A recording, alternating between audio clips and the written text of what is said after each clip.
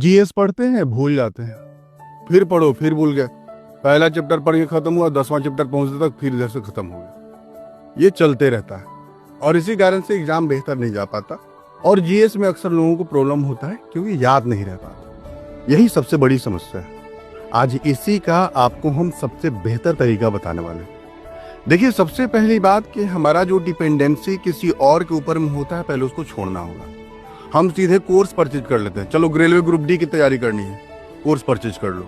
एसएससीजीएल का प्रिपरेशन करना है, कोर्स परचेज कर लो। सब चीज का कोर्स परचेज कर लो और दूसरे पर डिपेंडेंट हो जाओ कि सामने वाला पर्सन जितना पढ़ा रहा, जितना बता रहा, उतना में सीमित हो जाओ और खुद का सेंस, खुद का क्रिएटिविटी कुछ आ नहीं पाया ऐसे में।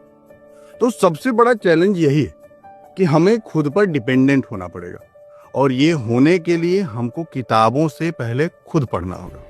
देखो, जीएस पेपर की जब हम बात करते हैं तो हमारे पास जीएस पेपर का सबसे बेसिक बुक जो होता है एनसीईआरटी होता है। तो एनसीईआरटी को, चाहे वो साइंस का हो या एसएसटी का, पहले अगर आपने प्रिपरेशन शुरू किया है या कुछ दिन से कर रखे हैं या फिर शुरू करने वाले हैं, तो सबसे पहले आपका काम है कि आप एनसीईआरटी का जीएस पेपर 7, 8 से लेकर पूरे 12 तक कंप्लीट कीजिए बैठ करके। पूरा जीएस का पेपर, चाहे वो हिस्ट्री हो, ज्योग्राफी हो, सिविक हो, जो भी, सब पहले कंप्लीट कीजिए उसको।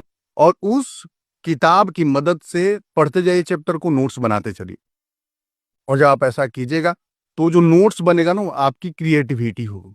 और ध्यान रखिएगा कि जो इंसान खुद से बनाता है चीजों को, वो बहुत कम भूलता है, ना के बराबर भूलता है। तो इस कारण से जो नोट्स बनेगा ना, वो आपकी क्रिएटिविटी होगी। इस कारण से वो आपको याद रहेगा।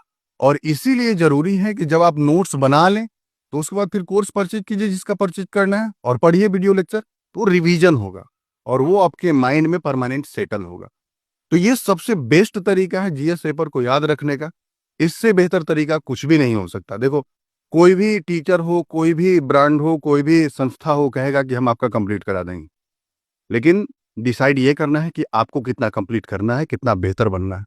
तो जब आपको बेहतर बनना है तो आपको खुद पर डिपेंडेंट होना पड़ेगा।